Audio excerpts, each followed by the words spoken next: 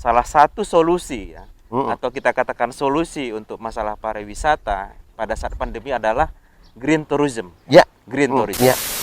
Jangankan di Sumatera Barat, Indonesia saja belum mempunyai konsep pariwisata yang bagus.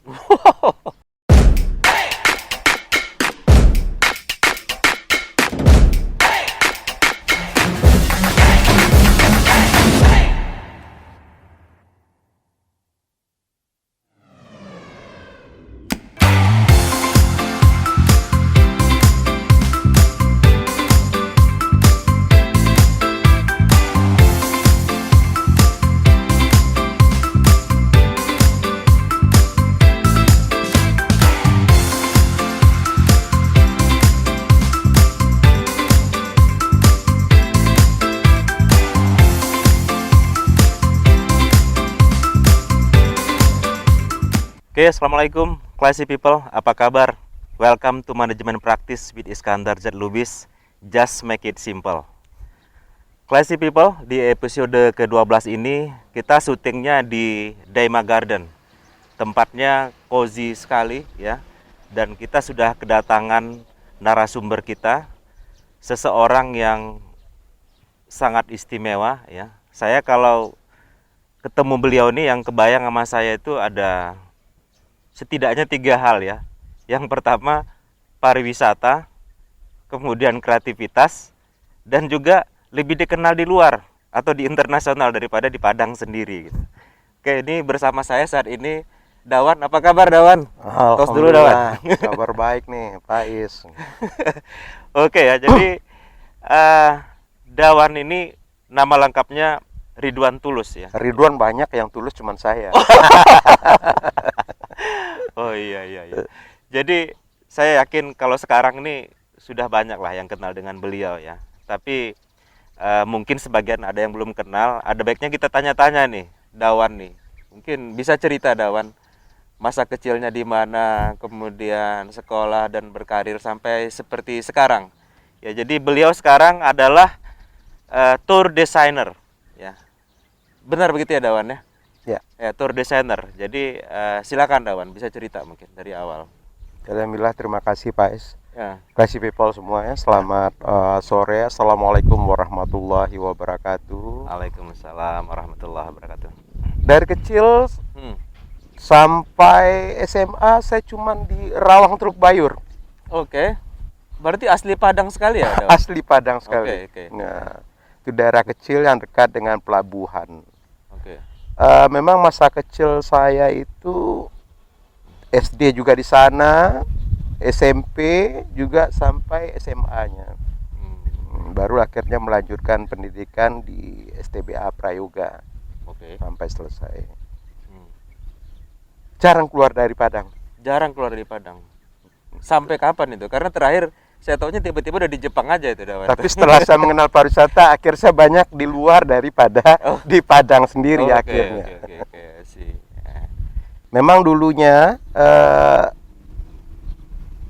masa kecil. Jadi sebetulnya apa yang saya jual sekarang itu pengalaman saya masa kecil dulu, Pak Is. Oke. Saya alhamdulillah waktu kecil punya teman yang saya pikir itu cukup jenius.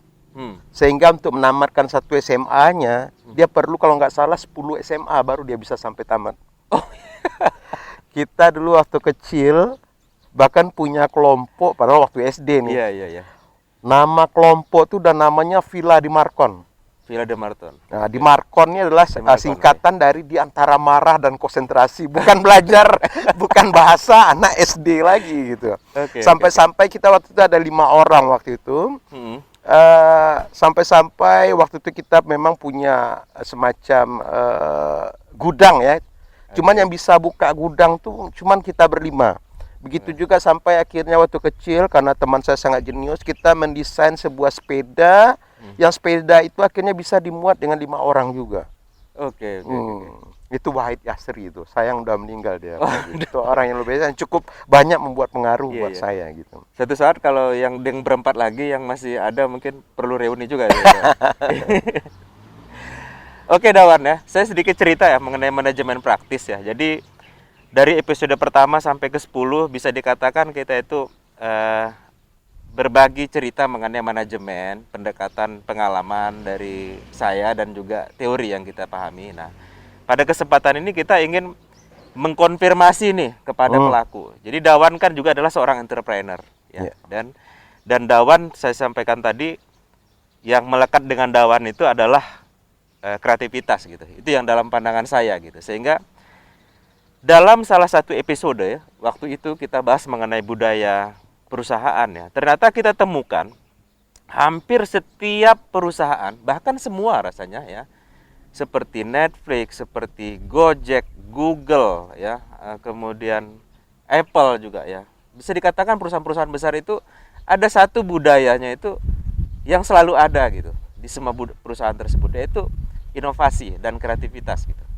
Nah, jadi karena itu juga kita ingin konfirmasi nih kepada Dawan ya, yang memang sangat dekat lah ya bisnis pariwisata, apalagi sebagai tour designer gitu ya. Nah, kira-kira gimana tanggapan Dawan? Dan setuju nggak sih bahwa setiap perusahaan itu sebaiknya ada budaya inovasi di sana atau kreativitas di sana? Mungkin bisa ditanggapi Dawan. Kalau saya setuju. Setuju ya? Oke. Apalagi dunia pariwisata. Memang kita memerlukan inovasi dalam pengembangan program-program.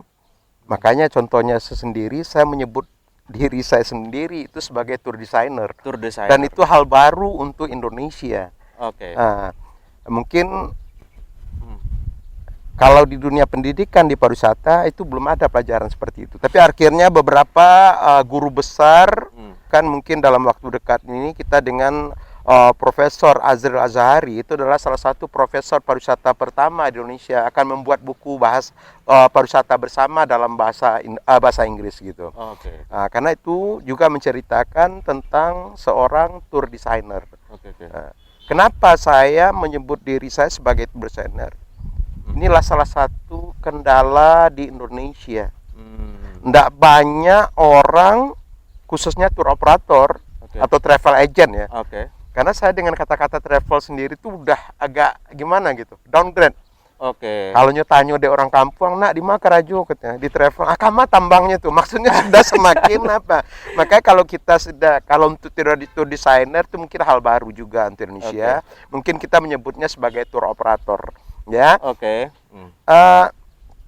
Salah satu kendala kepariwisataan Indonesia, tidak banyak orang yang bisa mendesain tour program sesuai dengan keinginan kliennya. Makanya tadi itu erat kaitan dengan inovasi. Makanya kita selalu membuat inovasi baru dalam program-program wisata yang kita desain, dan kita sesuaikan juga dengan keinginan dari klien-klien kita. Oke. Jadi saya apresiasi ya, Dawan tidak menyebutnya sebagai tour operator.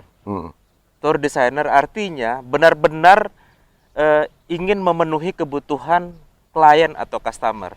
Artinya akan sangat spesifik ya masing-masing customer ini ya, sehingga perlu didesain ulang, redesign seperti itu ya kira-kira ya. Ya, jadi value proposition untuk masing-masing customer segment itu menjadi berbeda ya. Berbeda jadi ya? Makanya setiap program yang kita bikin itu tidak pernah sama dengan program-program. Oke, good. Ini memang contoh yang tepat sekali ya, kenapa diperlukan kreativitas atau inovasi, karena memang masing-masing customer itu akan mendapatkan value yang berbeda nih dari Dawan. Ini bagi kawan-kawan yang penasaran boleh dites nih, nanti saya kasih tahu nih perusahaannya apa gitu ya.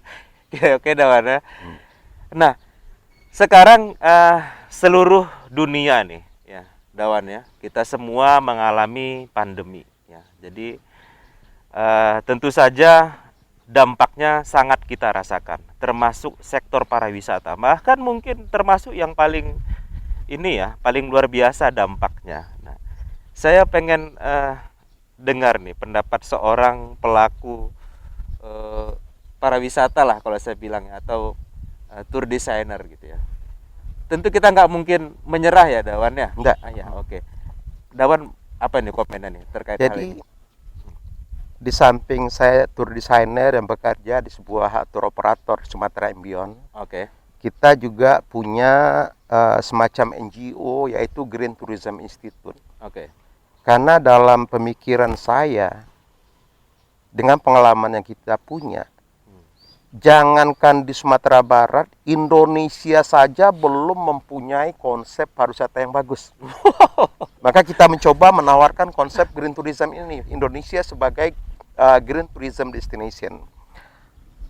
Sebetulnya kita sudah punya solusi ini Oke. untuk pandemik sekarang. Oke, gimana Dawan? Jadi Cerita, Wan. begini, sebetulnya ide kita tentang green tourism bukan ide dari saya, sudah ada juga istilah itu. Tapi para praktisi, para expert dunia itu membagi dalam dua kategori.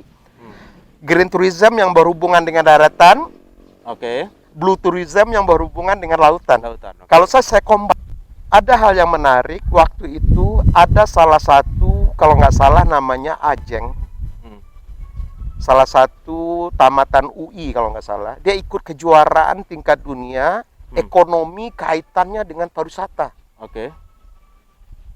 Tapi saya lupa yang mengadain itu apa, UNESCO atau apa, saya nggak ingat. Nggak taunya si Ajeng ini mendapat nomor 1 di dunia. Oh ya. Oke. Itu di event apa itu, Dawan? Pokoknya ekonomi kaitannya dengan pariwisata. ya. Nah, cuman saya nggak tahu eventnya apa, saya Oke, lupa. Tapi itu kejuaraan dunia waktu itu. Oke.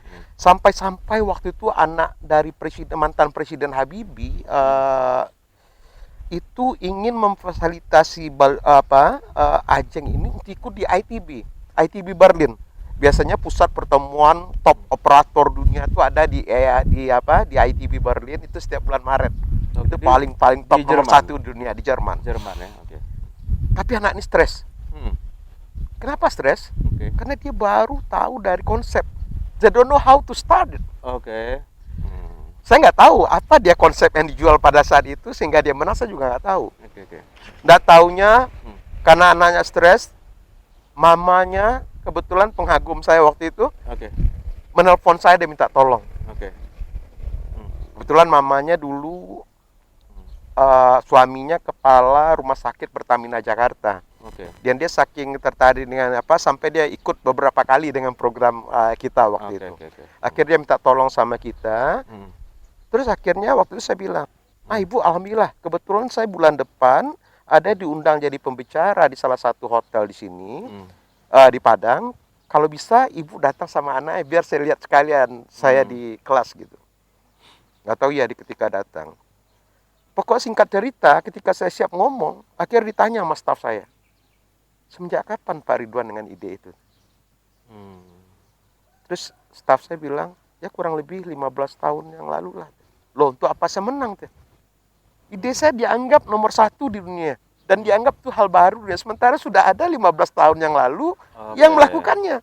Akhirnya ketika tahu itu saya bilang, Ajeng, kamu kenapa takut? Kamu kopi ini semua, ambil semua, bagi saya nggak ada masalah. Bahkan kalau kamu ikut nanti saya akan support kamu di belakang. Apalagi mama kamu kenal sama saya. Nggak masalah bagi saya itu. Tapi anaknya kayaknya cukup sehingga dia betul-betul tidak menghiraukan tentang penghargaannya. Saya juga saya mencari konteks, karena waktu itu saya mendapat penyakit yang cukup lama sehingga banyak lupa gitu. Jadi saya nggak ingat lagi. Dan begitu juga ketika saya mulai sehat di 2018, kebetulan saya pernah Menteri Pariwisata waktu itu zaman Pak Arif Yahya minta tolong untuk mempromosikan kita di Eropa dan Asia. Yang waktu di Eropa enaknya itu yang mewakili staf saya, Andi namanya, juga anak muda yang luar biasa yang menyelamatkan saya gitu.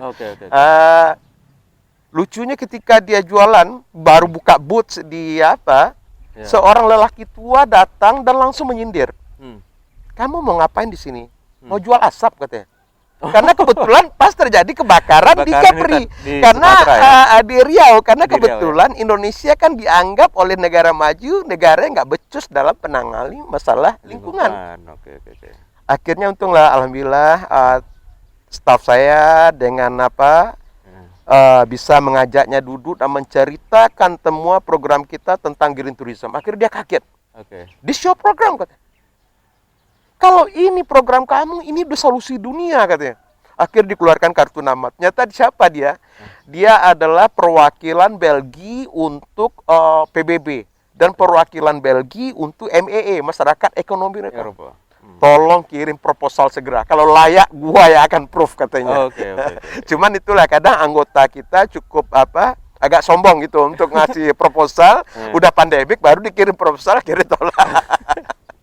Dan makanya saya bilang, dan alhamdulillah 5 bulan sebelum pandemik saya diundang untuk memberi program kuliah umum di program Master Biologi di ITB. Oke. Ini sebetulnya menjadi solusi pariwisata Indonesia. Karena waktu saya bicara di depan para ahli biologi di ITB, saya biasanya bicara, kalau biologi saya bicara biologi pariwisata kaitannya dengan biologi. Saya justru bicara tentang forest healing dan oceanic healing. Bagaimana membuat destinasi yang menyehatkan. Ya. Bagaimana hutan bisa menyehatkan dan lautan juga menyehatkan. Alhamdulillah ternyata waktu itu ada salah satu yang kebetulan yang punya buku tentang forest healing Indonesia, profesional. Akhirnya sekarang mencoba mengembangkan itu di saat destinasi di saat pandemik sekarang sebagai destinasi yang menyehatkan. Menarik sekali Dawan ya. Jadi kalau saya simpelkan dan sudah dielaborasi oleh Dawan, menurut saya cukup detail ya, bahwa salah satu solusi ya, atau kita katakan solusi untuk masalah pariwisata pada saat pandemi adalah green tourism. Ya, green tourism. Ya. Karena Indonesia sendiri saya pikir belum punya konsep pariwisata. Mudah-mudahan ini bisa didengarkan dan bisa menginspirasi Dawan. Amin. Classy people ya. Semakin menarik pembicaraan kita dengan Dawan atau Ridwan Tulus ya. Kita akan lanjutkan nanti di sesi berikutnya. Bagi classy people yang belum subscribe, silahkan subscribe agar bisa dapat update dari video-video kita. Tetap terus di Manajemen Praktis with Iskandar Z. Lubis. Just make it simple. Makanya pertama sekali dalam poin dalam green tourism itu adalah protect the culture. Tidak merusak budaya, tapi justru mengangkat budaya yang sudah ada.